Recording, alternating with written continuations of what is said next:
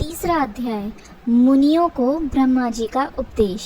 श्री व्यास जी बोले, सूत जी के ऐसा कहने पर उन समस्त ऋषियों ने कहा, हे महामुनि सूत जी, यदि आप हमें अद्भुत वेदांत सार महाशिव पुराण सुनाते तो बड़ी कृपा होती। मुनियों से ऐसा वचन सुनकर शिव जी का स्मरण करते हुए सूत जी प्रसन्न होकर बोले, हे ऋषियों, पूर्व समय में जब पुनः पुनः कल्पों का क्षय होता गया और उसके पश्चात जब इस कल्प का प्रादुर्भाव हुआ, तब सृष्टि संबंधी कार्यों के आरंभ होने पर सटकुलीन अर्थात 6 कर्मों के करने वाले उत्तम कुल के मुनियों में यह मतभेद उत्पन्न हो गया कि यह सबसे पर है या नहीं।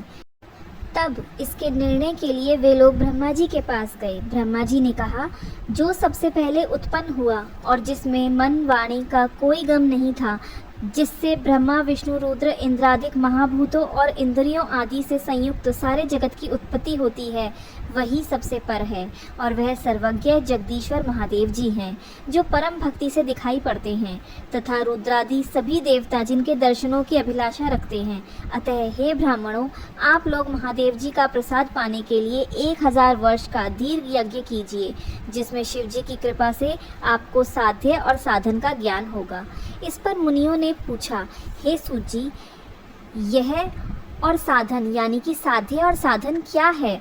ब्रह्मा जी ने कहा, साध्य शिव पद है और साधन उनकी सेवा करना है, परंतु इसके लिए साधक को सर्वथा ही निष्प्रह होना चाहिए।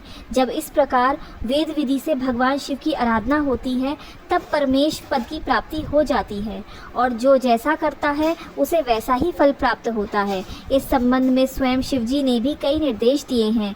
कानों से सुनना, वचन से कहना, मन से मनन करना भी एक महान साधन है।